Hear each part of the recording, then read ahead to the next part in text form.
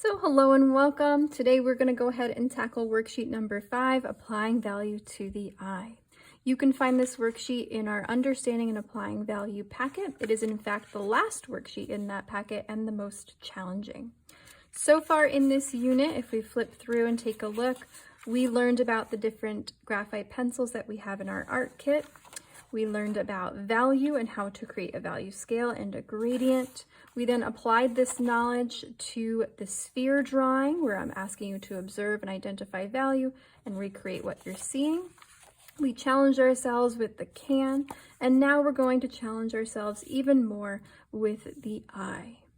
We are using graphite pencils. I have those available to me, and some paper towel, eraser, pencil sharpener to help me achieve everything I need to down here. But what I'm asking you to do in this worksheet is to go ahead and observe, identify value, and then recreate what you're seeing down here. If we take a closer look, do you see the contour line drawing down here? It's the same eye, just without any value. And this is a much more complicated image than, say, our sphere, right? And so our contour line image is much more complicated as well, much more nuanced and delicate. So the first thing we're going to do is we're going to spend some quality time just observing, right? We don't pick up a pencil right away, we just observe and identify. So if I take a look at my value scale to help me and I look at this eye, let me pull this down for you, I am seeing that there's sort of like a value of a 2 over everything. So that means that I'm going to probably choose my 2B pencil, I'm going to lay in a soft value and blend that into the paper. Then I'm going to build up my values over time. If I look at this, do I have any 1s? Not especially. This picture really has been printed a little too dark, but if I wanted to push some areas to be a 1, I'm going to choose to push, well, this highlight in the eye right there, right? That sort of like square kind of highlight there, rectangle. And then I have, do you see that highlight of like the shine in the eye right here and then the tear duct, right? That's going to probably be a 1. But everywhere else at least has a 2. And then in these areas, we're going to push it to be a 5. And then we're going to allow some of those areas within the 5s to be 4s and 3s. And then you'll see, I want to call your attention to the white of the eye, right? We have the pupil, the iris, and then we call this the white of the eye. Is it white in this picture? No, right? If I test that, it's nowhere near white. Is it a 2? No. Is it a 3? Yeah. So like the white of the eye is going to be a 3 over here. Maybe it's a little bit more of a 2 over here, but it really does get quite dark. Okay. A lot of people want to start though with the eyelashes or the hair that they see, or they draw in everything, you know, sort of like halfway, and then they drop in all of that hair line work. That's going to be the very last thing we do after we pull up all of our values, because that's just going to be a line and we're not going to want to blend it. So we want to leave that for last. All right. So I'm going to work a little bit quicker, probably talk a little bit less in this video and just tackle it. I think it's important for you to see it happen. I'm going to speed myself up now and again, and maybe I'll pause that, you know, speed to talk about my decision-making process, which pencils I'm using, why I'm blending. I just picked up my 2B pencil.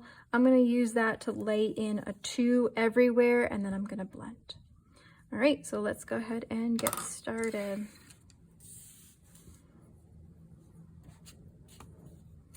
As you know, I like to start up my pencil on like some scrap paper just to see, you know, the angle that I have, and I'm going to just go for it.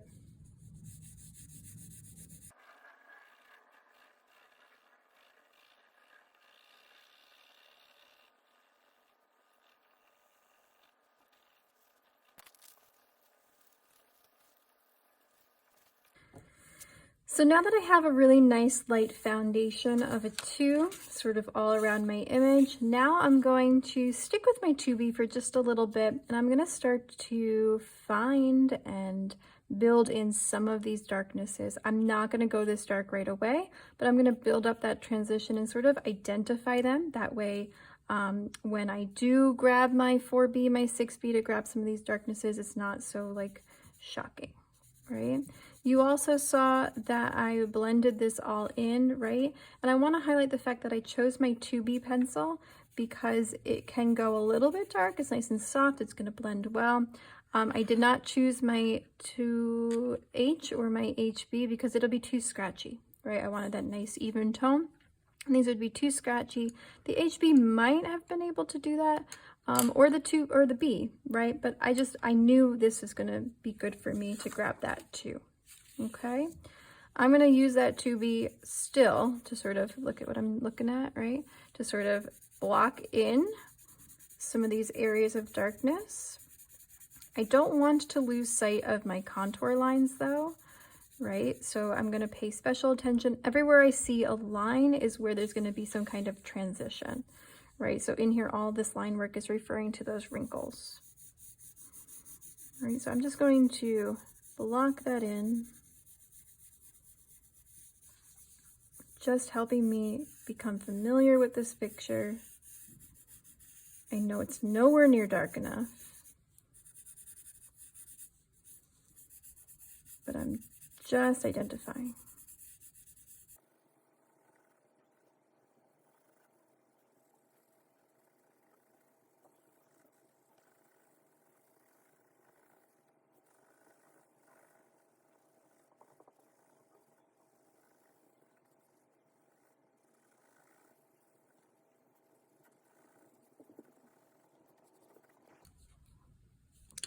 All right, so now I'm gonna grab my 4B pencil. This is my favorite pencil because I can go a little bit darker than the 2B, right? And I'm gonna start to build up some of this value that I'm seeing. I'm still gonna be a little bit what I call shy, and I'm not gonna do too much at once, but I am gonna start to build this up, and then maybe I'll start to establish some darknesses and then bridge that gap.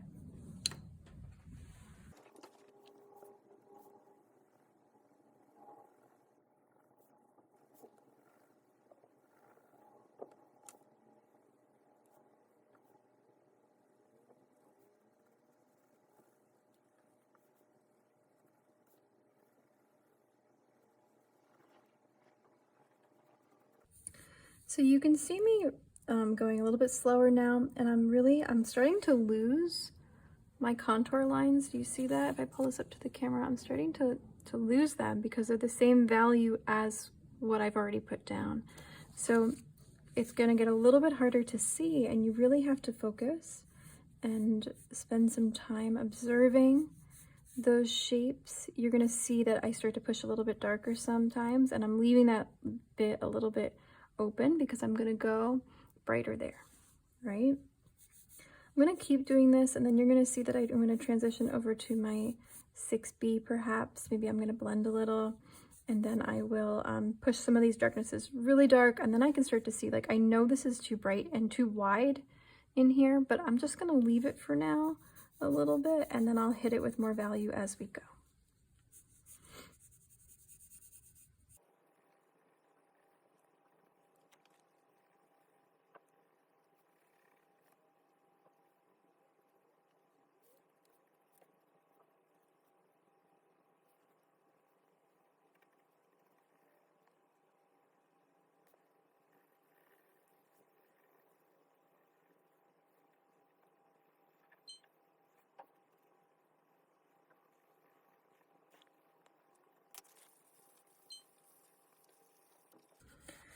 So as I'm blending right now, I want you to notice, if you can, that my 4B pencil, what I just was working with, is gonna mush around a little bit more. And I know I just spent all this time like intentionally putting down these tones, but I wanna work that 4B into the paper a little bit more. You can see I went in and I highlighted the edge of the eye with a little bit of a darker line. I can do that because I know it's gonna go dark in my picture. If I weren't going that dark, like you can see some of these areas that I'm going lighter, I didn't highlight it as hard because there aren't any lines in real life, right? So I don't want there to be a dark outline around something, but I am just marking it a little bit where I know it's safe to do so. And I'm gonna use this, see how dirty I got here, right? I'm gonna use that to sort of push some of these edges here, right? Between my two, and then it's gonna fade up into some of these values here, just to sort of establish that. I'm going to try and avoid these areas of highlight. In here, I'm going to have to pull that up with an eraser. But in here, this goes so dark that I want to make sure that that stays bright, because if I use my 4 or my 6B, it's just going to stain the paper and I'm never going to be able to get it bright white again. Okay. All right, so I'm going to stop here for a second and I'm going to grab my clip. I'm going to go clip it up to the wall. And take a look just to make sure that I have the shapes sort of in the right spots. I can see this right away. This is sort of like not the right shape. I need to open that up. Maybe something like, I don't know. That feels a little bit better so far, but I don't want to move forward without just taking a look. I know I'm far too light, right? I'm nowhere near as dark as I need to go, but I am just going to like clip it on my wall, my refrigerator, wherever you have, and check it out for a second, and then I'm going to come back and keep working. All right, so just give me a second to go take a look. Okay, so I'm ready to keep going. So I just clipped it up. I took a look. It looks good so far. It just looks like it's too light. And I'm seeing now that there's some areas that I just forgot to hit with some of that value. Look at that waterline there. It's considerably more dark than what I have here. So I'm just gonna have to be brave. I'm gonna pull over my 4 and my 6B now, and I'm really going to start to lay in some of those tones, blending as I go, paying attention to shape, and you'll see me start to pick up my paper and hold it away from myself to sort of get that distance. I think I'm gonna start with my 6B up in here with my iris and pupil, right? And lay that in. Do you notice like the little bits of light though that are happening in here? You can see the little bits of like variation in color of the iris itself, but also like there's really deep dark areas and there's sort of like a dark 4. So I'm going to pay close attention to that.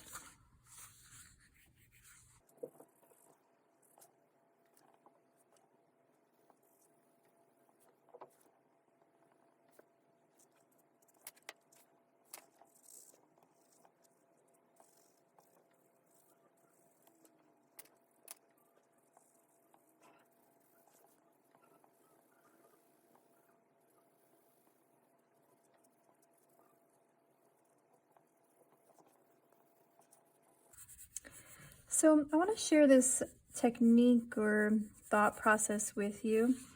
As you can see, I started to lay in some of my darker tones, and then I'm starting to pay closer attention to the fact that there's a lot of light areas in here. I don't want to fill up this whole area to a 5 and then use my eraser to pull this out. Instead, I'm sort of building up that tone here, and then I'm going to draw in the darkness and allow that to stay lighter. So I'm sort of working backwards a little bit, and a lot of this is going to fade into itself and have just a subtle transition right here and right here. There's like a curve there, right? But again, instead of drawing that, I'm going to draw the negative space, if that makes sense.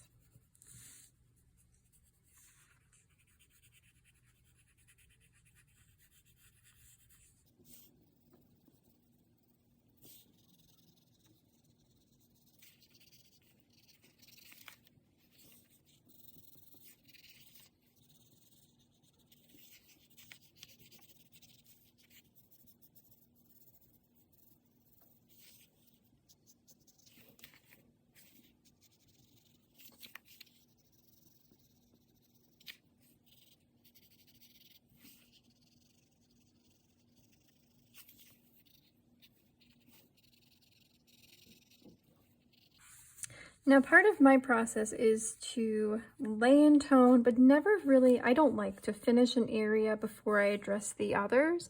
Right now, if I keep going in here, I'm gonna, overwork this area to the point where it's gonna be done. I don't really wanna say overwork. I'm going to refine this to the point where it's done, and then everything else is not done. So I'm actually gonna pause on that here. This is not yet done at all. It just sort of has the base values dropped in. I'm going to pause on that, and then I'm going to start to probably develop some of the other areas around and branch my way out, get it all up to like this level, and then I can go back in and continue to refine.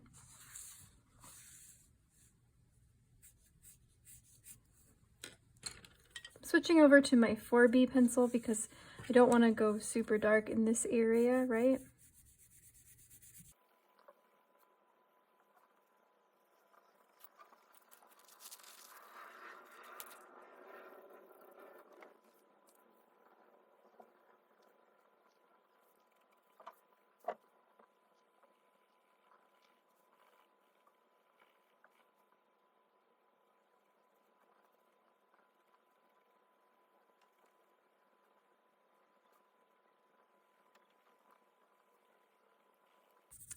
So you can see the technique that I've been using is I've laid in the light tone everywhere, and then I'm going in with the darknesses, and they're sort of carving out space now by allowing that lighter space to just exist, right? So this sort of like just happened right before your eyes, that edge to the eye there, because I'm leaving it, and it's far too light right now, but I'll hit it with more and more value as we continue, as I keep building in this value. And I can change these shapes. Like I still think this is too thick here, but I'll worry about that when I go to hit that value a little bit more. I'm just, again, building everything up a little bit.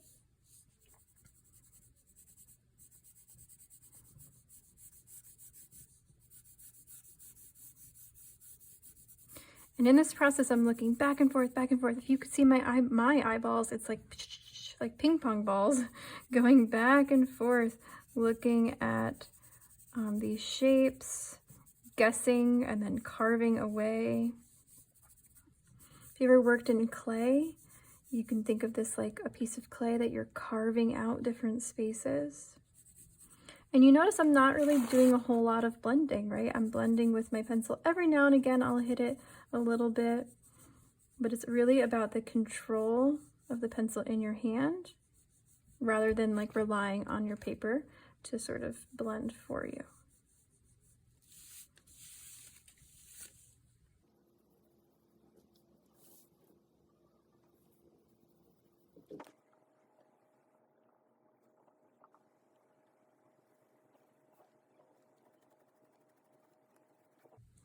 Now, as you're working, I want to remind you that you're looking down, you know, in a different way than I am right now. I'm off to the side. You're going to see me move my paper around, but you have more distance from this than I do. So you can see right away that I sort of missed this whole area, right? Most likely. Where I just noticed that now that I have to sort of carve this in a little bit more. Because I'm really close to this, right? It's up in my face. I'm working on this from about a foot away, my face is maybe. And with that kind of distance, it's hard to see the whole picture. So every now and again, I'm gonna clip this up. I'm gonna hold it back, right? And see what's going on. And I wanna encourage you to do that. I'm gonna keep working and then I'm gonna hold it up in just a second.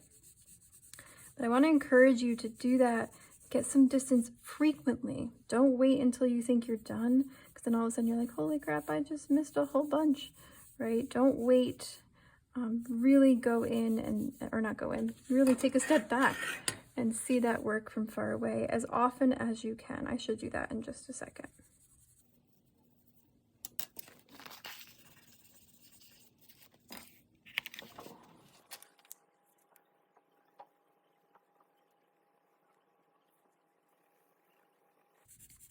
So now I'm going to start to be a little bit more brave and really push that. And as I push these darknesses darker to be closer, because this felt really dark to me, but this is 100% a 5, right? And right in here, I have like a 3 still. Do you see that? So I'm gonna do it. I'm just gonna be brave and I'm gonna start to push these areas darker. And as I do that, these areas next to it are going to look so bright. See what I'm talking about? Do you see how bright that feels now that I've created the darknesses on either side? And it's so fat.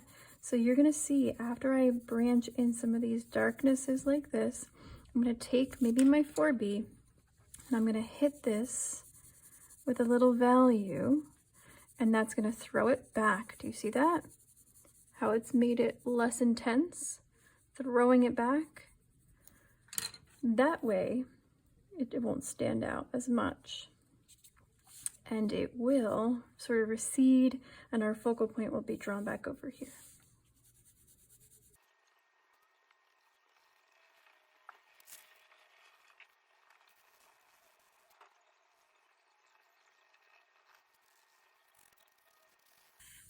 Do you notice that I'm really not using this paper, right? It's all about my pencil and creating different pressures of pencil.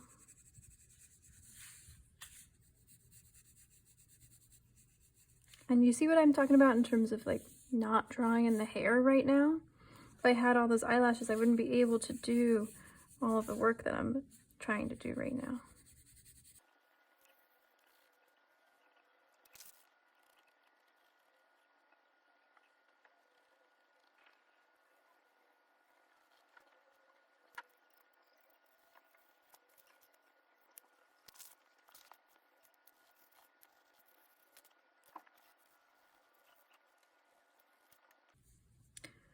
Alright, so right now I'm starting, before I go look at it, I'm gonna have to stop and go look. Before I do that, I just want to bump up some of these darknesses now. Remember, I did the middle and then I would not refine that until I sort of got everything else up to the same level. So everything else right now I think is at the same level, but I'm gonna start to have to like really darken these up, get them to be as dark as possible, because they are, right? They're like true fives. And hopefully you notice all of this in here is probably a little too bright, right? And I know I have more work to do up in here a little bit, and then I can start to get these like wrinkles in the skin that I see. But overall, I sort of have my values roughly where they go. And now it's all about refining them. And the last touches we'll do, we will drop in our eyelashes. But before we do that, we'll use our eraser to pull up some of those brighter areas. You see I lost that one a little bit there, and I'll have to pull that up in there. I'm gonna use the Ticonderoga eraser, maybe a brand new pencil I can grab.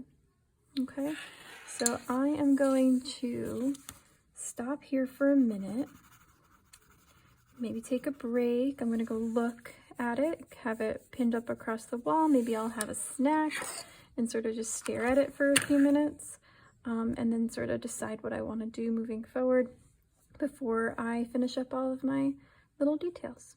All right, so I'll see you back here in just a minute. Okay, so really I think I just have to go dark, and I do have to manipulate some of my curves here and there, go really dark, and add in my details.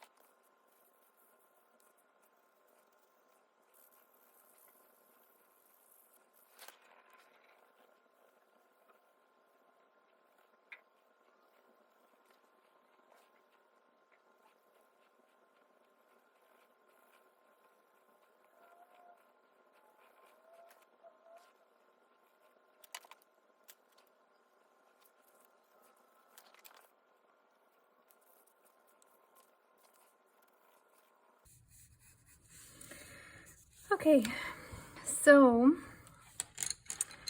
I am coming towards the end of my time here in this worksheet. I know that I can still go a lot darker, but I also need you to realize, and I need to realize, that I'm working in graphite, and this is printed ink, so I'm never going to be able to get this dark, right? Maybe down here I can go a little bit darker, but in here I'm going as dark as I can, and it's still not feeling as black as this, because this is computer printed ink and this is graphite, and graphite has a sheen to it. Now, when we start our project, we're going to be talking about a new pencil called an Ebony Pencil. So we can get darker, but not with our 6B, right? That's my darkest pencil, not with that one. It's just not going to be possible to get darker than that. You're also going to notice over the past however many minutes I've been working, I have not been blending, right, with paper towel anymore because that's just going to lift my graphite and I want to keep it on the paper. I also want you to remember that this is computer paper, it's silky smooth, so my graphite isn't going to stick as well to this paper, right? It's just not going to because it's smooth and the graphite is sliding across. So when we go to draw on our drawing paper, you're going to notice a difference. All right, I could do another like 3 hours on this and I could fix up some of my shapes. I'm noticing that some of my shapes are a little bit different, right? I see that this is sort of a little bit more swoopy, mine's a little bit more open. I am not looking for you to be perfect here with your shapes, right? It's a worksheet. I'm looking for you to observe the values and recreate the values that you see. Okay, so this is sort of the level at which I'm asking you to work at. I still need to do my details. The hair that I see for the eyebrow, the eyelashes, and then my highlights. I want to pull that back up.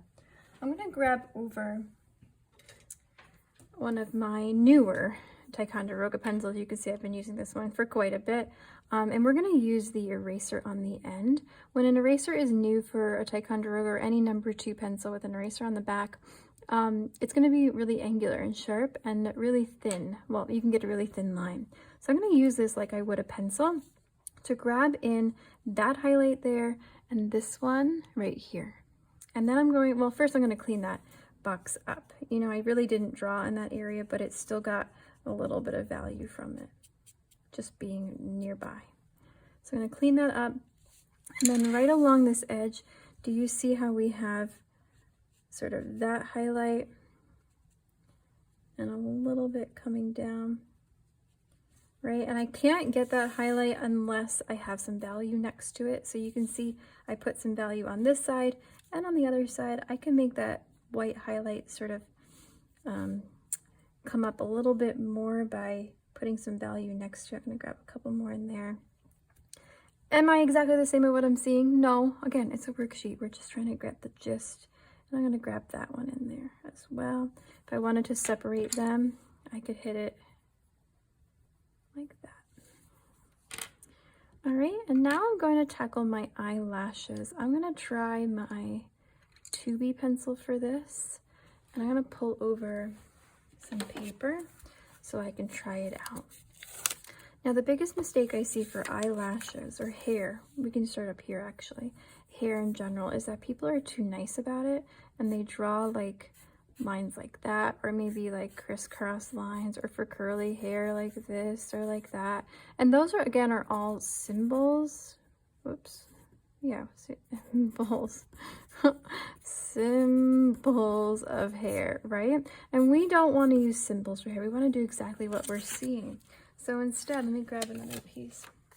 Instead, I'm going to have you practice like flicking your pencil and get that motion. And you also will understand when you look at hair that it's crisscrossing in a very abstract, very, let me pull this down, sorry. Crisscrossing, see here and here, as well as with our eyelashes, they're crisscrossing each other. Do you see that? And they're not doing the same thing every time. A lot of times people will start to, they'll start to flick hair, right? But they'll do it in a way that is the same every single time. And that's too perfect, that's too nice, right? So instead, I started to do it right here. You're going to flick hair and have it be crisscrossing and be really natural. You can see my hand already starts to go in a pattern, right? So do a few kind of like grass, think of that. And then you can do a few somewhere else, right? And vary the lengths and how long they are. Right, this is sort of like eyebrow hair, isn't it? Nice straight little flicks. Right, and then think about which pencil you're using. I'm using a 2B because it's sharp, but it can also create like a nice hard line. But I don't know if it's going to show up over here. It might. I might have to use my 4B, but my 4B isn't as sharp, but it is darker. Just look at that right off the bat. It's going to be darker, but it's going to create a thicker line. So you sort of have to play and try around and see what you got. Now for eyelashes though, Eyelashes have a curve. And if we think about, let's draw my eye here. We'll draw a symbolic eye for ourselves. If you think about, right, where the eyelashes are coming in, here's my eyelid, again, a symbol. If this is the tear duct of my eye, the longest eyelashes we have are going to be on this side, and they're actually going to be curving out this way, right? And that's something that we really observe, right? But the problem we have is that we will do something like this. We'll have it curve this way, and then we'll just keep curving that way, and that doesn't make sense, right? I'm drawing really crazy looking symbols. They're curving this way, and then over on the other side near the tear duct, they're going to get really, really small, and they're actually going to curve the other way, right? Because we're seeing this as round, is protruding from the face. So they're going to get small, and they're going to curve in the other direction. And then right in the middle, they're sort of going to come up like that. Okay, and again, they're going to crisscross and come up for a second, and then they're going to turn the other way. So I know I'm drawing these crazy looking symbols. I want you to observe that's happening here. This is a drawing somebody did. This is not a real photo of an eye. So you can see they've made all the eyelashes sort of the same length. You see that? But what they did well is they captured the curve that's happening here, and they sort of crisscrossed, right? They did the same thing down here. They captured the curve well and the crisscross. They even put the eyelashes coming out at the right spot. We have the eyeball, and then your eyelid has a thickness, and then we have the eyelashes here. Do you see that? And they're coming out of that little bit of a highlighted area, which I sort of left there, didn't I? But what they didn't do well here in this drawing is that they're, again, all the same length. And that's not what's happening if you look at a real photo of an eye. But again, what they're doing well is they are being really natural with their placement and their crisscrossing, and they're getting that curve. So let's try and practice that curve. So here, depending on where you're at, I'm going to try it a little bit, and then I'll see what I have to do for my curve there. So I'm going to flick this towards myself instead of away. I'm flicking towards myself. Do you see that? And I can get that curve better. But see, like, that's a little straight. That one looks uncomfortable. And the goal, look at, there you go. The goal is to get that natural look. They're not all going to start at the same spot. If you really look closely, they are, let me pull this up to the camera. If you look closely, they are like jiggity jaggedy here and there, right? Some are higher than others. Up here, we don't see where they start. That's sort of under the lid a little bit. And if you do look close, we're seeing like this, right? We're seeing that curve happening. But really that's in the darkness. So if we just wanted to sort of grab that top edge, we could. If you think of this, look how I'm like pulling this towards myself, that can be there, or it could be this side really. You see what I'm doing? Right, so if I wanted to get that angle, I'll have to move my paper around. So I'm gonna go ahead and lay in, think my eyebrow hair first, and then I'll work in probably the bottom lashes and then the top.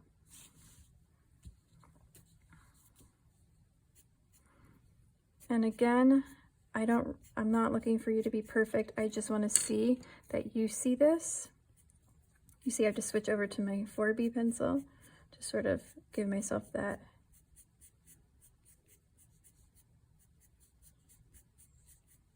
dark pencil, sorry.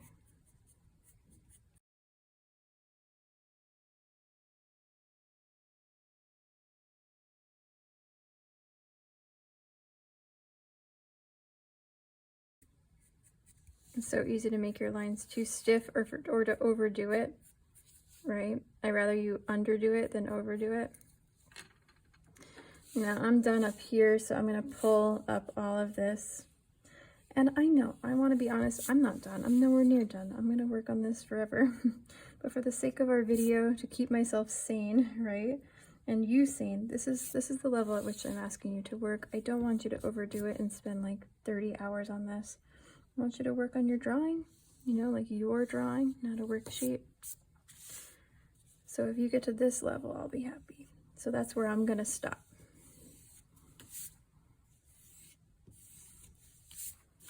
All right, so I'm cleaning this all up just to give myself a little bit more of a clean look. Remember that craftsmanship goes a long way. It really does allow me to see and feel better about myself. My hands are all dirty, so I'm going to keep smudging this, aren't I? So I'll stop there. And then we'll get our eyelashes in.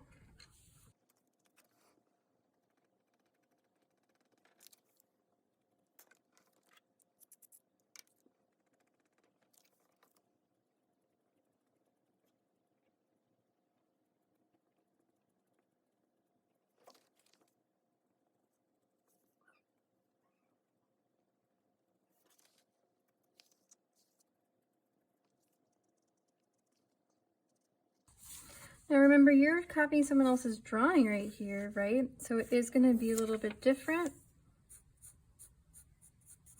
And then if I want to get real fancy, I can use my eraser and pull up some of that.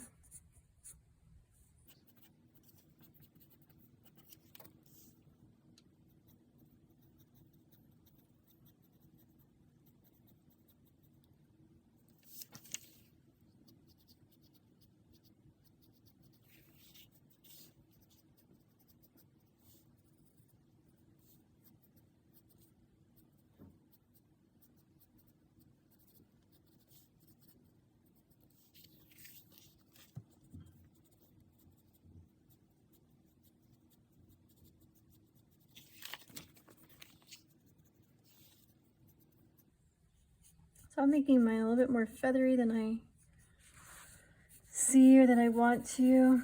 So I'm gonna stop, take a look.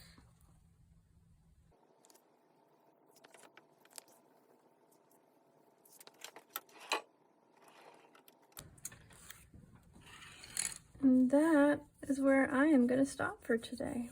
So if I have time, I can add an updated video, but this is where I'm gonna, again, stop. I expect you to see and consider all the values. Last thing I'm gonna do, I'm gonna sign my corner there. I keep getting graphite everywhere, do you see that? Sign my corner, and then I will be able to go ahead and take a picture and submit it to our Schoology page for credit. All right, I hope you enjoyed hanging out with me while I did this worksheet. I enjoyed it. It was quite a challenge, right, to see all these areas, you know, get the gist of these areas. Again, I'm not looking for you to be perfect with this, right? It is a worksheet, just looking for you to observe, identify, observe, and recreate the gist of what you are seeing. All right, I'll see you soon. We can talk about our independent project. All right, bye.